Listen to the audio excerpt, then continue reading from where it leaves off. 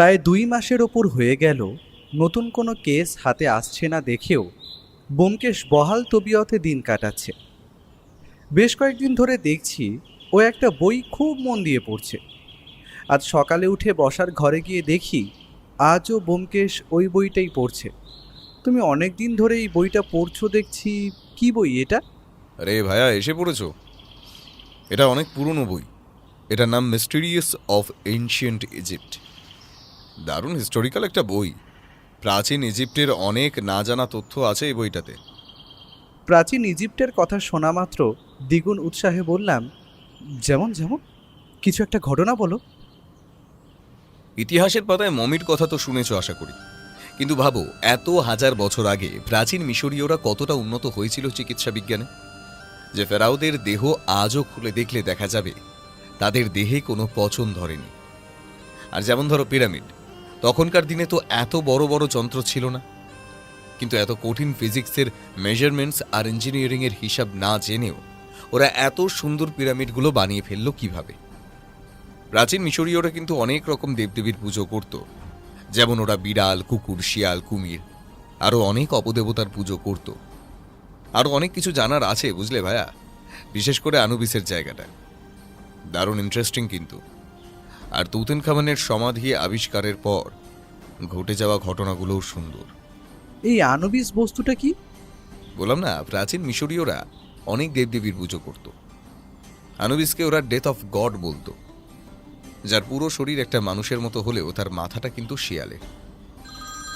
কথাটা শেষ করার আগেই বসার ঘরে টেলিফোনটা বেজে উঠল। ব্যোমকেশ গিয়ে ফোনটা তুলে নিল। Hello, yes mister Bakshi speaking. হ্যাঁ বলুন দাসবাবু, এখনই বেরোতে হবে, জরুরি দরকার। আচ্ছা আমি আসছি যত তাড়াতাড়ি সম্ভব। আচ্ছা আপনি গাড়ি পাঠালে তো ভালোই হয়। হ্যাঁ হ্যাঁ হ্যাঁ, বেশ বেশ, রাখো রাখো। রিসিভারটা নামিয়ে রেখে বলল, চলো বন্ধু, তৈরি হয়ে নাও। একটা অকশন হাউসে চুরি, কয়েক লাখ টাকার একটা দামি পাথরের মূর্তি খোয়া গেছে। দাসবাবু গাড়ি পাঠাচ্ছেন নিশ্চয়ই, দাঁড়াও তৈরি হয়ে আসি। আমি ও ব্যোমকেশ তৈরি হতে হতেই গাড়ির শব্দ পেলাম। গাড়ি বাড়ির নিচে এসে হর্ন দিল।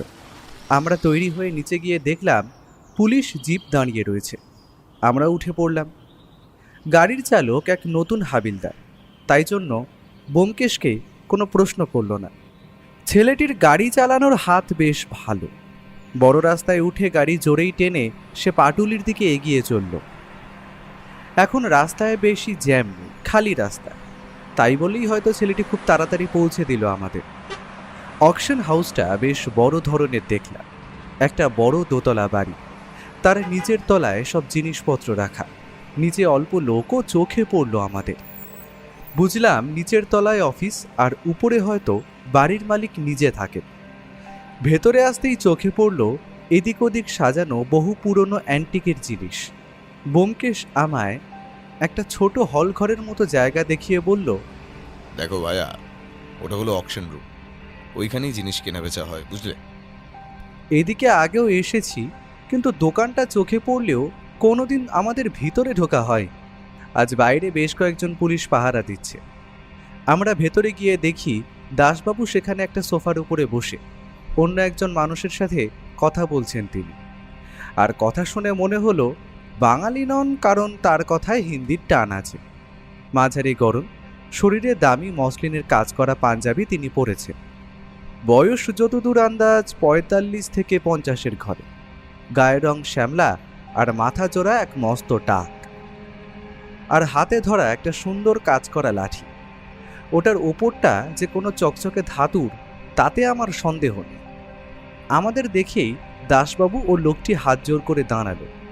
আমরাও নমস্কার জানিয়ে এগিয়ে গেলাম। দাসবাবু প্রথমেই বললেন, আসুন ব্যোমকেশ বাবু, বসুন বসুন, আমি পরিচয় করিয়ে দিই। ইনি হচ্ছেন এই অকশন হাউসের মালিক বলবন্তজি। আর বলবন্তজি, ইনি হচ্ছেন সেই বিখ্যাত গোয়েন্দা ব্যোমকেশ বক্সি। আর ইনি হলেন ওর সহকারী, পেশায় লেখক অজিত বাবু। ব্যোমকেশ আর আমি একটা সোফায় গিয়ে বসলাম। ব্যোমকেশই বলল, হ্যাঁ বলুন, কি চুরি হয়েছে? ফোনে তো পুরোটা বললেন না, এখন সবটা একটু খুলে বলুন দেখি। দাসবাবু একটা কাগজ ওর পকেট থেকে বার করে ব্যোমকেশের দিকে এগিয়ে দিল। আমি পাশেই ছিলাম, তাই চোখে পড়ল সেখানে লেখা আছে, দেবতা আনুবিস ভালো নয়, তাতে ঘরে অমঙ্গল হয়। ওটা সিন্দুক থেকে বার করে রাখবেন, তাতে আপনারই মঙ্গল। আনুবিস লেখাটা দেখা মাত্র আমার মনটা কেমন করে উঠল। এ তো সেই ইজিপ্টের ভয়ানক মৃত্যুর দেবতা। এই দোকানে এইসবও কেনা বেচা হয় নাকি? ব্যোমকেশ বলল, এটা তো একটা ক্লিয়ার হুমকির চিঠি। আপনি যখন জানতেন এই চিঠিটার কথা, তবে পুলিশকে আগে খবর দেননি কেন? বলবন্তজি একটু ইতস্তত হয়ে বললেন, আসলে ব্যোমকেশ বাবু, আমার এই ব্যবসা অনেক দিনের, আর বোঝেনি অনেক দামি দামি অ্যান্টিক্স থাকে আমার কালেকশানে। সো একটা ভালো সিন্দুকের দরকার হয় বেশি দামি জিনিসগুলো রাখতে। আমারও এরকম একটা সিন্দুক আছে, তাই ওই হুমকি দিয়ে লাভ নেই। কোনো চোরই এই সিন্দুক খুলতে পারবে না, কারণ পুরা সিন্দুক লোহার, আর চাবি একটাই, ওটা থাকে শুধু আমার কাছে। সেটাও খুব সিক্রেটভাবে রাখি আমি। কথাটা বলার সময় বলবন্তজির মুখে একটা হাসি খেলে গেল। ব্যোমকেশ শুধু বলল, আচ্ছা, তারপর বলুন কিভাবে চুরি গেল জিনিসটা। বলবন্তজি আবার বলা শুরু করলেন, হ্যাঁ ব্যোমকেশ, যে আনুবিসের মূর্তি আমার কাছে ছিল সেটা একদম আসলি, কালো কোষ্টি পাথরের তৈরি, আর সারা শরীর সোনা দিয়ে কারুকার্য করা। আর সবথেকে ভ্যালুয়েবল হলো ওই আনুবিসের চোখে থাকা নীল রঙের দুটো দামি পাথর। ওই মূর্তি খুদ ইজিপ্ট থেকে এসেছে, কোনো একটা সমাধি ক্ষেত্রতে নাকি সেটা পাওয়া গেছিল। তারপর চোরা মার্কেট ঘুরে ঘুরে সেটা আসে আমার হাতে। আর মূর্তিটার একটা হিস্টোরিক্যাল ভ্যালু আছে, বুঝতেই পারছেন, তাই ওটার দাম এখন কত। দাসবাবু একটু মাথা নাড়িয়ে বলল, তা লাখ খানেক তো হবেই। ওই মূর্তির আসল ভ্যালু হলো কমসে কম 10 লাখ, আর সেটার জন্যই ওটা চুরি গেল। 10 লাখ! এই কথাটা শুনে আমার মনটা কেমন করে উঠল। 10 লাখের একটা মূর্তি মানে তো বিশাল ব্যাপার। আর তার থেকেও ভালো হবে যদি ব্যোমকেশ সেই মূর্তি খুঁজে বার করতে পারে। আমার খুব ইচ্ছে ওই মূর্তিটা একবার দেখার। সে যাই হোক, বলবন্তজি বললেন, এই যে আজ ফ্রাইডে, সো ওই মূর্তিটা আজই অকশানে ওঠার কথা। কিন্তু আমাদের অকশন হাউসের একটা নিয়ম আছে যে যদি কোনো অ্যান্টিক্স বেচতে হয় সেটা শোরুমে সাজিয়ে রাখতে হয়, যাতে মানুষ ওটা দেখে আর তারপর তার ভ্যালু বুঝে কিনবে। সবসময় রাতে ওটা সিন্দুকে থাকলেও এই 3 দিন অকশন রুমে থাকার জন্য ওটা আর তোলা হয়নি। আর আজ সকাল সকাল ঘুম থেকে উঠে দেখি মূর্তি নেই।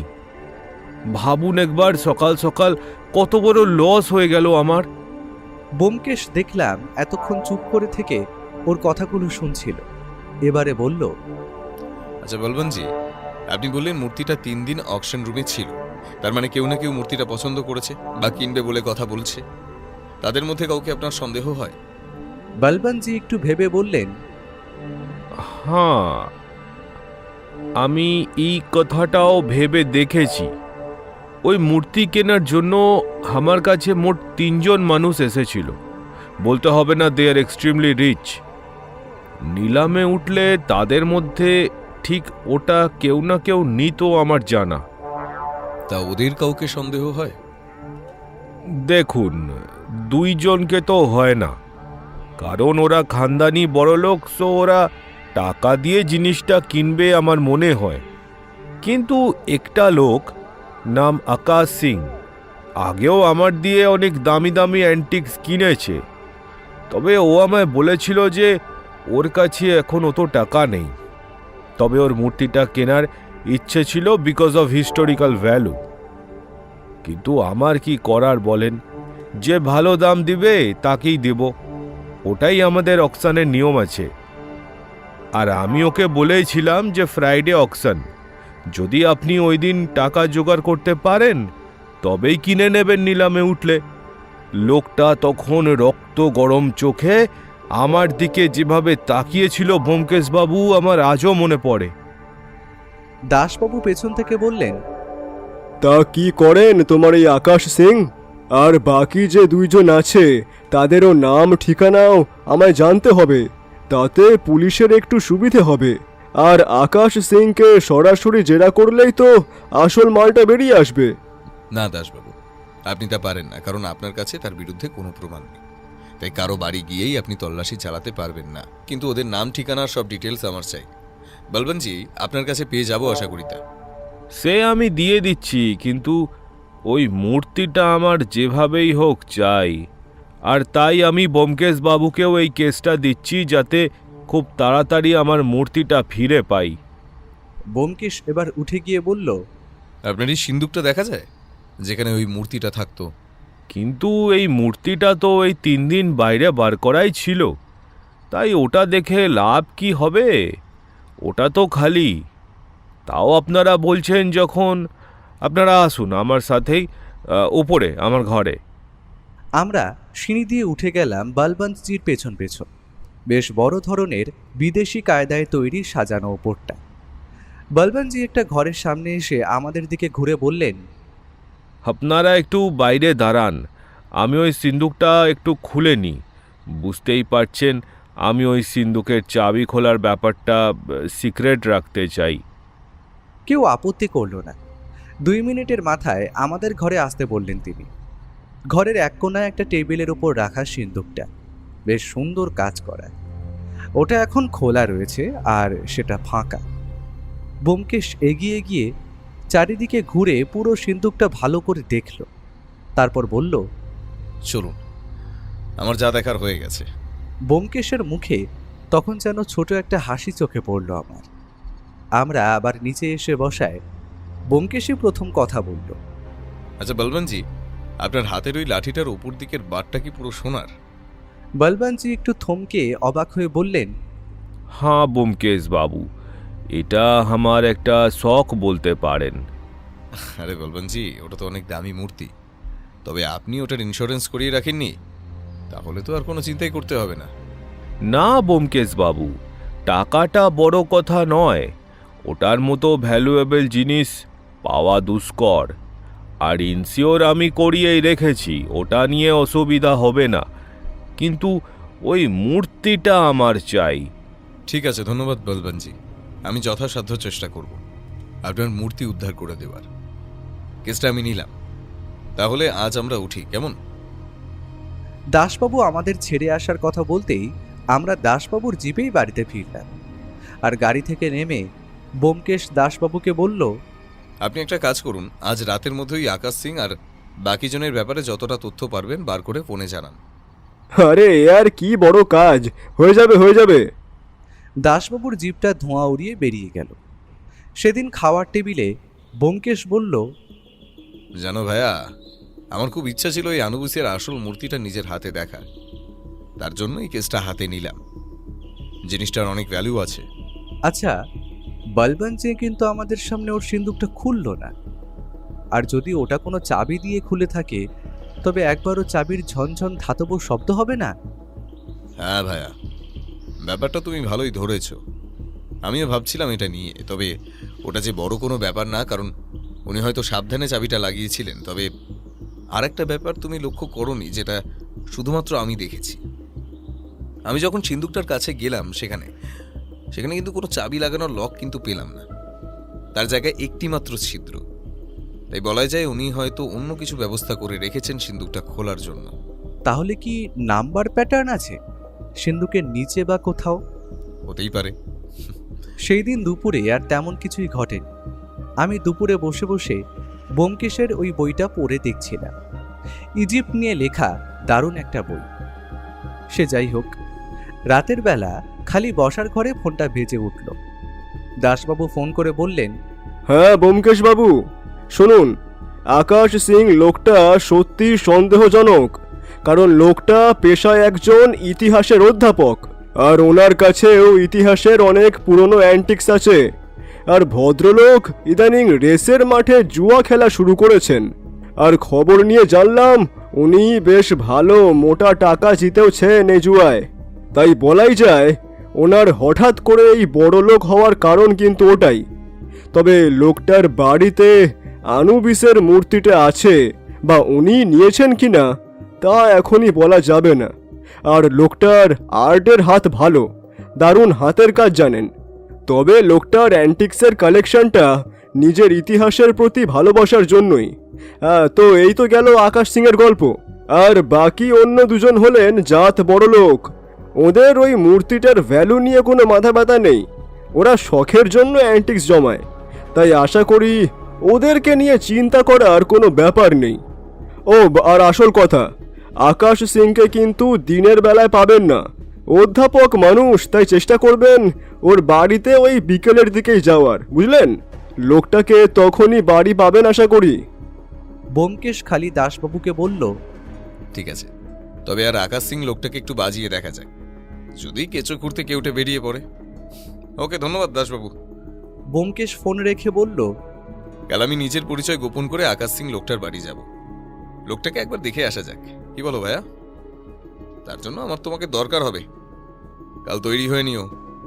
আমার মনটা কেমন যেন বলছিল ব্যোমকেশ আমায় সাথেই নেবে, আর সেটাই হলো। পরের দিন সন্ধ্যাবেলা চাটা খেয়ে আমি তৈরি হয়ে নিলাম। ব্যোমকেশ দেখলাম একটা স্যুট পরে তৈরি হয়ে এলো, আর ওর কাঁধে ঝুলিয়েছে একটা ক্যামেরা।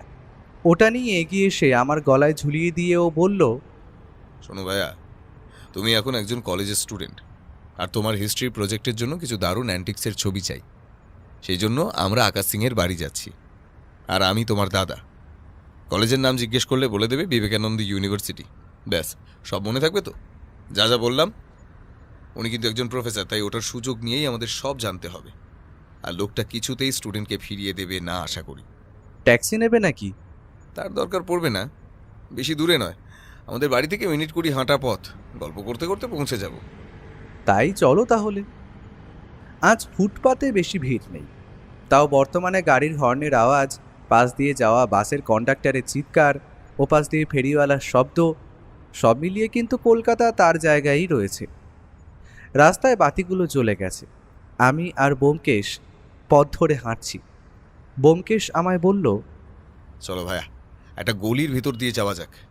একটু অন্ধকার হবে, কিন্তু ঠিক তাড়াতাড়ি পৌঁছে যাব। সত্যি বেশ কম সময় লাগলো। আমরা সেই রাস্তা পেরিয়ে বড় রাস্তায় পড়ার সাথে সাথেই আমাদের চোখে পড়ল এক পেল্লায় দোতলা বাড়ি। বাড়ির গেটটাই অনেকটা বড়। একটা পাহারাদার গেটে বসে আমাদের দেখেই তাড়াতাড়ি গেটটা খুলে দিল। বাড়িটার দরজা অবধি সেই আমাদের এগিয়ে দিল। বড় বেশ একখানা বাগান, বাড়ি অবধি চলে গেছে, আর তার মাঝখানে পাথর বেছানো রাস্তা। সেইখানে একটা সাদা রঙের অ্যাম্বাসাডার গাড়ি দাঁড়িয়ে আছে। ব্যোমকেশ এগিয়ে গিয়ে ডোরবেল টিপতেই সামনে একটি চাকর এসে দরজা খুলে দিল, আর আমাদের নিয়ে গেল একটা বসার ঘর। চাকরটা আমাদের বসতে বলে চলে গেল।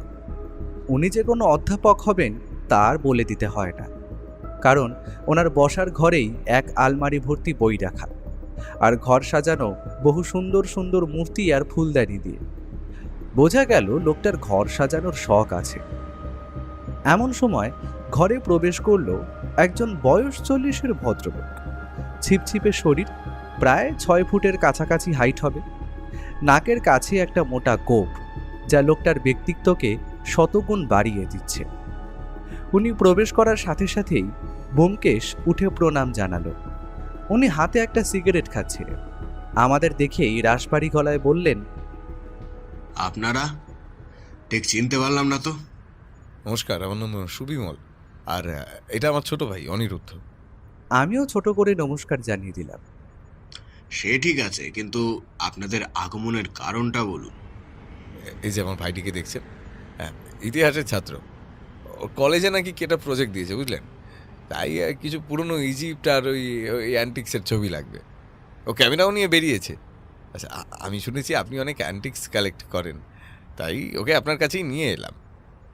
যদি দয়া করে আপনি ওকে ওইগুলোর কিছু ছবি তুলতে দেন তবে খুব ভালো হয়। আকাশ সিং লোকটা দেখলাম ব্যোমকেশের কথায় একটু খুশি হয়েই বললেন, ও আই সি। কেউ যদি জিনিসগুলো দেখতে চায়, আমি দেখাতে পারি, তবে অতি সাবধানে ওইসব জিনিস হ্যান্ডেল করতে হয়। আপনারা আমার সাথে আসুন উপরের ঘরে। তা আপনার ভাইয়ের কোন কলেজে পড়া হয়? আমি নিজেই বললাম, বিবেকানন্দ ইউনিভার্সিটি। আচ্ছা আচ্ছা, বুঝলাম। ওরা এত ভালো কলেজ প্রজেক্ট দিচ্ছে, এটা জেনে আমার ভালো লাগলো। আমি মাথা নেড়ে সম্মতি জানিয়ে দিলাম। ওনার ওপরের একটা ঘর পুরোটাই বই দিয়ে ঠাসা, সবই ইতিহাসের, কিন্তু তার মধ্যেই চারিদিকে সাজানো আছে সুন্দর সুন্দর অ্যান্টিকের জিনিসগুলো। বেশিরভাগই পোড়ামাটির আর পাথরের কাজ করা মূর্তি। ব্যোমকেশ একটা সুন্দর নৌকা দেখিয়ে বলল ওটা নাকি হাতির দাঁতের তৈরি। আর সব থেকে অবাক করা জিনিসটা হলো একটা পুরনো আমলের রিভলভার। আকাশ সিং লোকটা ওটা দেখিয়ে বললেন, এই জিনিস সহজে পাবে না। এটা ব্রিটিশ আমলের রেজিমেন্টের সেনাদের ব্যবহার করা রিভলভার। ব্যোমকেশ সব জিনিসগুলো খুঁটিয়ে দেখছিল, আর আমি নিজের ক্যামেরাতে ছবি তুলে রাখছিলাম। ব্যোমকেশ ওনাকে বলল, আকাশবাবু, আপনার তো দারুণ কালেকশন দেখছি। তা অনেক টাকা খরচ হয়েছে তো এসব কিনতে। সে একটু হয় বটে, নিজের সারাটা জীবন তো ইতিহাসকে ভালোবেসে কাটিয়ে দিলাম, বিয়ে থাওয়া করিনি, তাই এই সমস্ত ইতিহাসের অ্যান্টিক কেনার আর জমাবার লোভ সামলাতে পারি না। আর টাকা রেখে কি করব বলুন, খাবে কি? তাই এটা আমার একটা শখ বলতে পারেন। ব্যোমকেশ কিছু একটা বলতে যাচ্ছিল, কিন্তু আমার মনে একটা প্রশ্ন উকি মারছিল, তাই করেই ফেললাম। আচ্ছা স্যার, আপনার কাছে আনুবিসের মূর্তি নেই? আমি বুঝলাম কথাটা বলে ভুলই করেছি। আকাশবাবুর কানমুখ দেখলাম রাগে গরম হয়ে গেছে।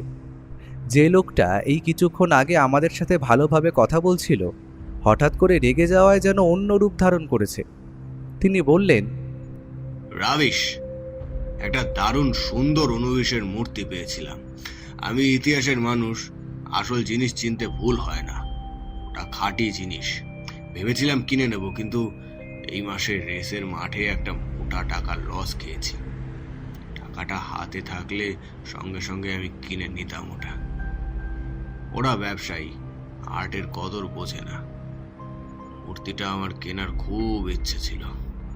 ব্যোমকেশ একটু পরিস্থিতি নরম করার জন্য বলল, না না, আমার ভাই আজই একটা ইজিপ্ট নিয়ে একটা বই পড়ছিল, হয়তো নামটা কোথাও দেখেছে, তাই মুখ ফুসকে বার করে ফেলেছে। লোকটা এবার আমার দিকে এগিয়ে এসে শান্ত গলায় বললেন, তুমি অনুবিশের মূর্তি দেখবে, আসো আমার সাথে। ব্যোমকেশের চোখটা জলজল করে উঠল। আমি মনে মনে ভাবছি, তাহলে উনিই সেই আনুবিসের মূর্তি চুরি করেছেন। লোকটা আমাদের নিয়ে এগিয়ে গিয়ে একটা বন্ধ অন্ধকার ঘরে প্রবেশ করালো। তারপর টেবিলের ওপর ছোট একটা বাল্ব জ্বালিয়ে দিলেন। সেই টেবিলের ওপর নানা ধরনের কাজের যন্ত্রপাতি রাখা আছে। এদিক ওদিক ছড়িয়ে আছে অনেক বড় পাথরের টুকরো। হঠাৎ আমার মনে পড়ল, দাসবাবু বলেছিলেন ওনার হাতের কাজ নাকি খুব ভালো। তিনি এগিয়ে গিয়ে একটা ড্রয়ার খুলে একটা কালো জিনিস বার করে আনলেন। সেটা দেখে তো আমি কারণ হাত বিগতের মতো কালো পাথরের তৈরি একটা মূর্তি। অতি নিপুণভাবে মূর্তিটা তৈরি করা হয়েছে। মূর্তিটা দেখিয়ে কেমন যেন ভয় হয়। মূর্তির পুরো শরীরটা মানুষের মতো হলেও মুখটা শিয়ালের মতো। আর সেই দেবতার পুরো শরীর জুড়ে খোদাই করা রয়েছে অসংখ্য গহনা। শিল্পীর হাতের প্রশংসা না করার কোনো প্রশ্নই ওঠে না। ব্যোমকেশ বলল, আপনার তো দারুণ হাত মশাই, এত সুন্দর মূর্তি যে আপনি বানিয়েছেন বিশ্বাস করতে পারছি না, কিন্তু আপনি এটা বানালেন কিভাবে? আকাশবাবু দেখলাম একটা শান্ত গলায় বললেন, খুব সহজ। আমি যেদিন অকশন হাউসে মূর্তিটা দেখতে গিয়েছিলাম, একটা ক্যামেরাও ছিল আমার সাথে। মালিক বলবন্ত লোকটা দেখার আগেই একটা ছবি তুলে রেখেছিলাম, সময় করে বানিয়ে ফেললাম। দারুণ হাতের কাজ আপনার। আমি ছবিতে দেখেছিলাম, পুরো সেই রকম মনে হলো মূর্তিটা। আসল মূর্তিটা দেখলে বুঝতেন ওটা কতটা ভ্যালুয়েবল। ওটা এর থেকে 1000 গুণ বেশি সুন্দর। ওই মূর্তির চোখ দুটো ছিল নীল, অর্থাৎ নীল রঙের দামি পাথর, আর মূর্তির সব অলংকার সোনার তৈরি। একটুর জন্য হাতছাড়া হয়ে গেল আমার। তারপর এটা ওটা অল্প কথার পর আর সেইখানে বসিনি। আমরা নমস্কার জানিয়ে বেরিয়ে পড়লাম। বেরোনোর আগে আকাশবাবু আমাদের বললেন, আপনারা ফিরবেন কিসে? ট্যাক্সি ডেকে দেবো? না না, এর কোনো দরকার নেই, আমরা চলে যাব, কাছেই আমাদের বাড়ি। আমরা আবার হাঁটতে শুরু করলাম। পরে বুঝেছিলাম ওই পরামর্শটা মেনে নিলে হয়তো ভালোই করতাম। আমরা আবার বড় রাস্তা পেরিয়ে আবার সেই গলির পথেই গেলাম। আগের বার আসার সময় বেশ তাড়াতাড়ি হয়েছিল। আমি ব্যোমকেশকে প্রশ্ন করলাম, আচ্ছা কি বুঝলে তুমি? আমার তো আকাশ সিং লোকটাকে ভালো বলেই মনে হলো। ব্যোমকেশ নিজের মনে কিছু বিড়বিড় করতে করতে যাচ্ছিল। আমার কথা শুনে সে বলল, একটা সোজা জিনিস মাথায় আসছে না। আকাশ সিং লোকটার যেরকম হাতের কাজ দেখলাম, উনি কি সত্যি ওটা ফটো দেখে বানিয়েছেন না আসলটা চুরি করে, সেটা কিন্তু আমরা জানি না। তাই সন্দেহটা বেশিভাবে দানা বাঁধছে ওর উপর। হতে পারে চুরিটা ওই করেছে আর হুমকির চিঠিটাও ওনার দেওয়া। আচ্ছা তুমি ওকেও সন্দেহ করছো নাকি? আমার তো মনে হলো না যে তিনি এইসবের মধ্যে জড়িয়ে আছেন। হ্যাঁ ভাইয়া, তুমি ঠিকই ধরেছ। উনি আমার সন্দেহের তালিকায় ছিলেন, আর সামনে দেখা করে একদম পরিষ্কার হয়ে গেলাম। আমরা এগোচ্ছি একটা গলির অন্ধকার অংশ দিয়ে। সব জায়গায় অল্প অল্প আলো থাকলেও সেই জায়গাটা একটু বেশি অন্ধকার। আমরা সেইখান থেকে এগিয়ে যাব এমন সময় হঠাৎ করে সামনে 3টি অন্ধকার মূর্তি দেখা গেল। গলিটায় এত অন্ধকার থাকলেও তাদের দুজনের হাতে মোটা ধরনের লাঠি আছে তা বলে দিতে হয় না। ওই পাশে একটা বড় ডাস্টবিন ছিল, তার চারপাশে বড় ময়লার স্তূপ। ওইখানেই ওরা হয়তো গা ঢাকা দিয়ে লুকিয়েছিল। ব্যোমকেশ আমার হাতে একটা চাপ মেরে বলল, ভয় পেও না অমরজিৎ, চুপচাপ দাঁড়িয়ে থাকো। এমন সময় ওদের মধ্যে একজন এগিয়ে এসে বলল, বড় বার বাড়ছেন দেখছি বাছা ধনেরা। শুনলাম একটা দামি মূর্তির কেস নাকি আপনি হাতে নিয়েছেন। তাই কেসটা খতম হওয়ার আগেই যদি আপনাদেরকে এখানে খতম করে দিই, কেমন হয়? হেসে বলে উঠল লোকটা। ব্যোমকেশ চুপ ছিল এতক্ষণ। হঠাৎ যেন তার মুখে একটা হাসি দেখা দিল। সে হেসে নিজের বাজখাই গলায় নির্ভয়ে জবাব দিল, অজিতেশ বক্সি তোদের মতো ভাড়াটে গুন্ডাকে ভয় পায় না। তোদের যে পাঠিয়েছে তাকে বলে দিস মূর্তিটার কেস আমার হাতে এসেছে, সেটা যেভাবেই হোক আমি উদ্ধার করবই। ওদের মধ্যে আবার সেই লোকটা বলে উঠল, এই বেশি কথা বললে না, এখানেই মেরে রেখে দেবো। চুপ। ব্যোমকেশ নিজের পকেটে হাত বাড়ালো আর বার করে আনলো ওর রিভলভারটা। সামনের লোকগুলো রিভলভার দেখা মাত্র একটু একটু করে পেছোতে শুরু করলো, কিন্তু মুহূর্তের অসাবধানতাবশত চোখের নিমেষে অবকাশ পড়ার আগে দেখলাম লাঠি নিয়ে দাঁড়িয়ে থাকা লোকটা ব্যোমকেশের হাতে একটা বাড়ি মারল। মুহূর্তের মধ্যে ব্যোমকেশের হাতে ধরা রিভলভার মাটিতে গিয়ে পড়ল। এই সুযোগে আমাদের উপর ঝাঁপিয়ে পড়ল লোকগুলো। ব্যোমকেশ সামনের সন্ডা দুটো লোককে লক্ষ্য করে এগিয়ে গেল, আর অন্য লোকটা আমার দিকে এগিয়ে এলো। আমার মুখ লক্ষ্য করে লাঠি দিয়ে একটা বাড়ি মারবে, আমি এক লাফে ছিটকে পড়লাম পাশে। তারপর লোকটাকে লক্ষ্য করে একটা লাঠি ছুঁড়ে দিলাম। লোকটার সেটা দেখে হকচকিয়ে গেল। মুহূর্তের মধ্যে আমি চোখ মুখ বন্ধ করে চিৎকার করে ঘুষি চালিয়ে দিলাম ওর তলপেটে। লোকটা এমনিতেই একটু রোগাটে ধরনের ছিল। সে এবারে ছিটকে পড়ল ডাস্টবিনটার দিকে। লোকটা তখন মাটিতে পড়ে গোঙাচ্ছে, কিন্তু হঠাৎ আমার ব্যোমকেশের দিকে নজর গেল। ওদিকে তখনও ধস্তাধস্তির শব্দ হচ্ছে। দুটো কালো শরীর ঝাঁপিয়ে পড়েছে ব্যোমকেশের উপর, তাদের একজনের হাতে লাঠি। আমি অন্ধকার লক্ষ্য করে দেখলাম একজনকে একটা মোক্ষম প্যাঁচ দিয়ে ধরাশায়ী করলো, কিন্তু পেছন থেকে অন্য লোকটা ওর ঘাড়ে লাঠি দিয়ে আঘাত করলো। ব্যোমকেশ আঘাতে নিচু হয়ে আসতেই হঠাৎ আমার চোখে পড়ল একটু দূরে পড়ে থাকা রিভলভারটা। আমি একটা ডিগবাজি খেয়ে ওইখানে পৌঁছে সেটা তুলে তাক করলাম লোকগুলোর দেখে। লোকগুলো দেখলাম ভয় পেয়েছে। আমি বন্দুক হাতে অতি সাবধানে ব্যোমকেশের দিকে এগিয়ে গেলাম। রাস্তায় এই সুযোগে লোকগুলো চোখের নিমেষে দে ছুট। অন্ধকার গলির মুখের কাছে গিয়ে ডান দিকে ঘুরে তারা অদৃশ্য হয়ে গেল। তুমি ঠিক আছো তো? ও তখনও হাঁপাচ্ছে। ঘাড়ের কাছে হাত এনে ব্যথার সুরে বলল, হ্যাঁ, লোকগুলো সংখ্যায় বেশি ছিল বলে বেঁচে গেল। একটাকে বাগে আনতে পেরেছিলাম, ওই সুযোগে অন্যটা মারতে পারলো। আমার হাতটা ধরো তো বন্ধু। আমার হাতটা ধরে ও উঠে দাঁড়ালো। আমি ওর হাতে রিভলভারটা দিয়ে দিলাম। আমরা এগিয়ে গেলাম গলি ধরে। গলিটা দিয়ে এগিয়ে গিয়ে পড়লাম বড় রাস্তায়। সেখানে একটা ট্যাক্সি আগে থেকেই দাঁড়িয়েছিল। আমরা উঠে বসতেই গাড়িটা চলতে শুরু করলো। আমরা এগিয়ে চললাম বাড়ির পথে। পথে ব্যোমকেশের মুখটা দেখলাম গম্ভীর, মানে ও কিছু একটা নিয়ে চিন্তা করছে। বাড়িতেও খাবার টেবিলে কিছুই বলল না। আমি জানি এখনও নিজেকে ডুবিয়ে দেবে নিজের ভাবনার জগতে। ওর মনে এখন চলছে হাজারো প্রশ্নের ঝড়। আমি ওর ঘরে গিয়ে বসলাম। ও পুরো ঘরে পায়চারি করছিল। আমায় দেখিয়েই বলল, আরে ভাই এসো, ওই টেবিলে ডায়েরিতে কিছু প্রশ্ন লেখা আছে বুঝলে, ওটা দেখে আমায় একটু পড়ে বলো তো।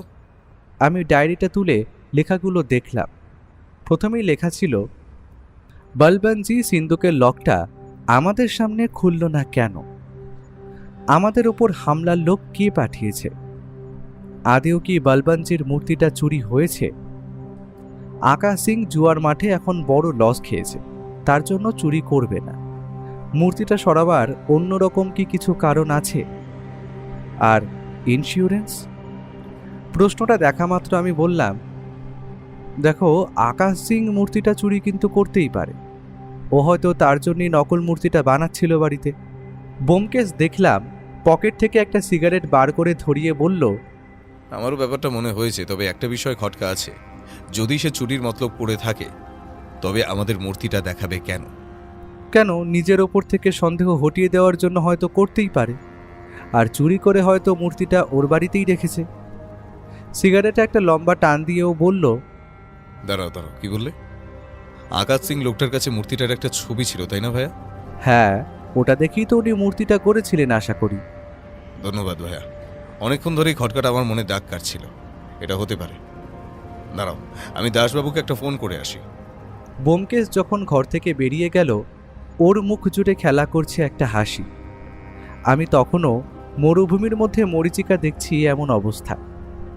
দাসবাবুর সাথে ব্যোমকেশ অনেকক্ষণ ধরে কথা বলল। কিছুতেই সেই কথা বুঝতে পারলাম না। কিন্তু এর পরেও আরেকটা কাকে ফোন করলো সেটা ভগবানই জানেন। আমার কাছে এগিয়ে এসে বলল তারপর, সবকিছু ক্লিয়ার হয়ে গেছে। তোমার আনুবিসের মূর্তি দেখার শখ ছিল, তাই না অমরজিৎ? কাল নিজের হাতে ধরতে পারবে আসল আনুবিসের মূর্তি। আমি দেখলাম ওর মুখে হাসি, যখন ও সব রহস্যের জট ছাড়িয়ে নিয়েছে। কাল শুধু যবনিকা পতন ঘটার দিন। তুমি কি বলছো আর কি বুঝলে আমার মাথায় অন্তত ঢোকেনি গো। কাল সকালটা হতে দাও, সব মাথায় ঢুকে যাবে। আর সব রহস্যের সমাধান হয়ে গেছে।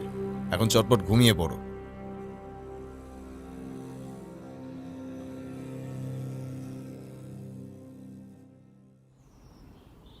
পরের দিন সকালে ঘুমটা ভাঙতে বেশ দেরিই হলো। উঠে দেখি বেলা 9টা হয়ে গেছে। আমি একটু খবরের কাগজটা উল্টে পাল্টে দেখছিলাম। এমন সময় ঘরের দরজা খুলে ভেতরে ঢুকলো এক বছর 50-এর লোক। তার মাথায় টুপি, চোখে গোল গোল চশমা, তাতে আবার ফিতে আছে, সেটা গলায় ঝুলছে। নাকের ডগায় একটা ছোট গোঁফ, পরনে সিল্কের কাজ করা পাঞ্জাবি। এক ঝলক দেখে মনে হচ্ছে যেন কোনো ধনী মানুষ, কিন্তু আমাদের ঘরে। আমি জিজ্ঞেস করলাম, আপনি কে? এখানে কি কিছু দরকার আছে? হঠাৎ চেনা গলায় উত্তর এলো, তুমি যখন চিনতে পারোনি তাহলে কেউ বুঝতে পারবে না। নিশ্চিত হওয়া গেল। এ যে ব্যোমকেশ ছদ্মবেশে এসেছে। ওর আবার ছদ্মবেশ নেওয়ার কারণ কি? ওকে জিজ্ঞেস করতেই বলল, সব বুঝতে পারবে। 10 মিনিটের মধ্যে তৈরি হয়ে নাও। দাসবাবু জিপ নিয়ে আসছেন, আমাদের এখান থেকে নিয়ে যাবেন। তার আগে চলো তোমাকে একটু সাজিয়ে নেওয়া যাক। বলতে না বলতেই ব্যোমকেশ ওর সাজার বাক্স খুলে আমার মাথায় পরিয়ে দিল একটা পরচুলা, আর আমার নাকে চলে গেল একটা মস্ত গোঁফ। আমার পুরনো একটা সিল্কের পাঞ্জাবি ছিল, সেটাই গলিয়ে নিলাম। হালকা জলখাবার খেয়ে নিতে নিতে গাড়ির শব্দ পেলাম। বুঝলাম দাসবাবু এসে পড়েছে। আমি আর ব্যোমকেশ ছদ্মবেশে দাসবাবুর গাড়িতে উঠলাম। তিনি বললেন, আরে মশাই, আপনাদেরকে তো আমি চিনতেই পারছি না। আমার কথা ছাড়ুন, আপনাকে যা যা বলেছিলাম সব মনে আছে তো? ব্যোমকেশ বাবু, আপনাকে কোনো চিন্তা করতে হবে না। মোট জনাবিশেক পুলিশ ওই আশেপাশেই থাকবে। আপনি একবার ইশারা করলেই ওরা চলে আসবে। দোকানে যাব, কিন্তু শুধু আমরা দুইজন। আপনি ওদের সঙ্গে একটু দূরে থাকবেন। আর ভাইয়া, তুমি যতটা পারবে কথা কম বলার চেষ্টা করবে। আর যদি কথা বলো তবে গলার আওয়াজ একটু ভারী করে কথা বলবে। বাকিটা আমি সামলে নেব। আর বেশি সময় নেব না, খুব তাড়াতাড়ি মিটে যাবে। কথা বলতে বলতে আমরা পৌঁছে গেলাম বালবানজির অকশন হাউসের সেই রাস্তার মোড়ে। তারপর সেই রাস্তা ধরে হেঁটে এগিয়ে গেল। আজ দেখি অকশন হাউসের সামনে দুইজন দারোয়ান, মনে হয় এখন নিরাপত্তার ব্যবস্থা বাড়ানো হয়েছে। তুমিও যদি কিছু না করেই 10 লাখ টাকার মতো হাতে পাও, তাহলে তুমিও তোমার বাড়ির সামনে এরকম দারোয়ান বসাবে। আমি ওর কথার মাথা মুন্ডু কিছুই বুঝতে পারলাম না। আমরা দুইজন এবার দোকানে প্রবেশ করলাম। দেখলাম সোজাসুজি প্রবেশ করলো ও নিচে রাখা অ্যান্টিকগুলো পেরিয়ে বলবানজির ঘরে। প্রবেশ করেই গলাটা একটু খকখক করে কেশে একটা অতি বয়স্ক গলায় বলল,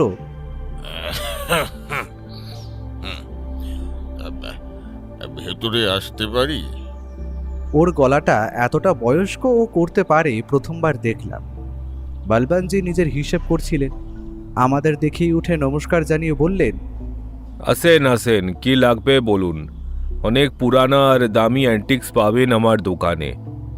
হ্যাঁ, আমি দোকানের সব অ্যান্টিক্স দেখলাম, কিন্তু আমি যেটা খুঁজছি সেটা দেখলাম না।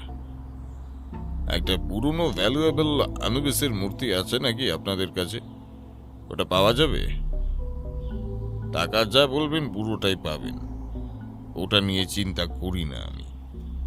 হ্যাঁ ছিল, কিন্তু মূর্তিটা কিন্তু আনফর্চুনেট, ওটা চুরি হয়ে গেছে। কিন্তু আপনি যদি 12 লাখ দেন, ওটার মতো একটা মূর্তি আমার কাছে আছে, ওটা পাবেন। হ্যাঁ, নিয়ে আসুন, আমি দেখবে। আসল আর ভালো হলে চেকে পেমেন্ট করে নিয়ে যাব। বলবানজি দেখলাম ব্যোমকেশের কথায় একটু খুশি হয়েই বললেন, আপনারা বসুন।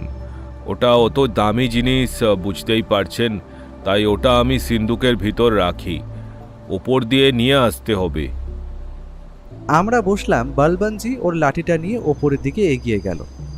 হঠাৎ দেখলাম ব্যোমকেশ উঠে দাঁড়ালো। বাইরে দোকানে দুটো লোক অ্যান্টিক দেখছিল। ব্যোমকেশ ওদের হাতের ইশারায় ডাকতেই এপাশ ওপাশ দিয়ে অনেক পুলিশ এসে ঢুকলো দোকানে। তাদের প্রত্যেকের হাতেই বন্দুক। দোকানের নতুন সিকিউরিটিগুলো দেখলাম ভয়ে পেছনে গুটিয়ে গেছে। এ কি, ওদের মধ্যে থেকে দাসবাবুর পেছন থেকে সাথে বেরিয়ে এলেন আকাশ সিং। আমি বুঝলাম না উনি এখানে কি করছেন। হঠাৎ এমন সময় এক হাতে মূর্তিটা নিয়ে অপর হাতে লাঠিটা ধরে সিঁড়ি দিয়ে নেমে আসছিল বলবানজি। কিন্তু বাইরে এত পুলিশ দেখে হয়তো হকচকিয়ে গেছে, আর ভয়ে ওনার পা এগোচ্ছে না। লাঠিটা দেখলাম ওনার হাতের থেকে পড়ে সিঁড়ি দিয়ে গড়িয়ে গড়িয়ে এসে পড়ল ঘরের সামনে। ব্যোমকেশ ততক্ষণে নিজের ওই বুড়োর বেল খুলে ফেলে একটা সিগারেট ধরিয়ে নিয়েছে। সে এগিয়ে গেল লাঠিটার দিকে, ওটাকে হাতে তুলে নিয়ে বলল, আচ্ছা, আপনার সিন্দুকটা তো আপনি কারো কাছে খোলেন না, ওটা নাকি সিক্রেট। চলুন, আজ আমি আপনাকে খুলে দেখাচ্ছি। আর আকাশবাবু, আপনি ওনার হাত থেকে ওই আনুবিসের মূর্তিটা নিয়ে দেখুন তো ওরা আসলটা কিনা। আপনার মতো পাকা শিল্পীর চোখ আশা করি ওই আসল মূর্তি দিতে পারবে না। আপনাদের কাছে কি প্রমাণ আছে যে এটা আসল মূর্তি? শুধু শুধু আমাকে এমন বিনা প্রমাণে দোষ দেওয়ার সাহস কে দিল আপনাদের? আরে কত প্রমাণ চাইছেন বলবানজি? চলুন, সব আজ আপনি বুঝতে পারবেন। ব্যোমকেশ ওনার কাছে গিয়ে ওর হাত দিয়ে মূর্তিটা ছিনিয়ে নিল। বলবানজি পাথরের মতো খালি দাঁড়িয়েই রইলেন, কোনো কথা বললেন না। ব্যোমকেশ সেই মূর্তিটা আকাশ সিংয়ের হাতে দিয়ে বলল, দেখুন তো আকাশবাবু, এটাই আসল কিনা। আমি আমার মূর্তি আমার কাছে রেখেছি, তাতে দোষটা কি? আর মূর্তিটার ইন্স্যুরেন্স বাবদ যে 10 লাখ টাকা কোম্পানি থেকে নিয়েছেন, ওটার কি বলবানজি? ভালোই তো নিজের মূর্তিটা নিজেই চুরি করালেন, আবার ভালো মতো ঘটনাটাকে সাজিয়ে পুলিশকে বললেন, ভাবলেন বেঁচে যাবেন, তাই না? এটা দোষ নয় বলবানজি। বলবানজি দেখলাম তখনও ঘামছে। আমি জানি ওর বুকটা এখন হাঁপড়ের মতো ওঠানামা করছে। আমি বললাম, সবই তো বুঝলাম, কিন্তু আগের দিন উনি আমাদের সামনে সিন্দুকটা খুললেন না কেন? তা দেখাবেন কেন? ওটা ওনার আসল চাল। ওটা যে উনি ছাড়া আর কেউ খুলতে পারবেন না, কারণ ওটার চাবি থাকতো শুধু ওনার কাছেই। চলুন আজ দেখাচ্ছে ওই সিন্দুকটার রহস্য। ব্যোমকেশের হাতে তখন বলবন্তজির লাঠিটা, যেটার মাথার দিকটা পুরো সোনার। আমরা উপরের ঘরে প্রবেশ করতেই সবার সামনেই ব্যোমকেশ হাতের লাঠিটা তুলে ধরে বলল, চলুন সবাই আজ একটা আলাদা চাবি দেখতে চলেছেন, সোনার চাবি দেওয়া সিন্দুক। ব্যোমকেশ একটা প্যাচ ঘোরানোর সাথে সাথেই সোনার জায়গাটা লাঠি থেকে আলাদা হয়ে গেল। ও সোনার লাঠিটার উপরের আধা অংশ নিয়ে এগিয়ে গেল সিন্দুকটার দিকে। তারপর নিজের ছুচালো চাবির মতো অংশটা ঢোকাতেই খুট করে শব্দ করে সেটা খুলে গেল। আমরা তো ততক্ষণে অবাক। কি বলবনজি, আপনার সব প্রমাণ পেয়ে গেছেন তো? বলবনজি আর কোনো কথা বলার অবস্থায় নেই, সেটা সবার বোঝা হয়ে গেছে। ওর হাতে এখন জ্বলজ্বল করছে আসল কালো কোষ্টি পাথরের তৈরি আনুবিসের মূর্তিটা। পুরো মূর্তিটার শরীরের কাজ সোনার আর অতি নিখুঁত। মূর্তিটা কাছ থেকে ভালো করে দেখলাম। কালো ভয়ানক মানুষরূপী শরীরে ধর বসানো আছে একটা ধূর্ত খ্যাক শিয়ালের। চোখ দুটো জ্বলজ্বল করছে দুটো নীল রঙের দামি পাথরে। এটা কি বলে ইজিপ্টের ডেথ অফ গড। এটাই সেই আনুবিসের মূর্তিটা। ওটা দেখেই আমার মনটা কেমন ছ্যাদ করে উঠল। সেটা ভয়ে কিনা বলতে পারবো না। এই নিন আপনার মূর্তি আর আপনার আসামি। এবার আপনার যা করার আপনি করুন দাসবাবু। আমি আজ উঠি। চলো ভাইয়া।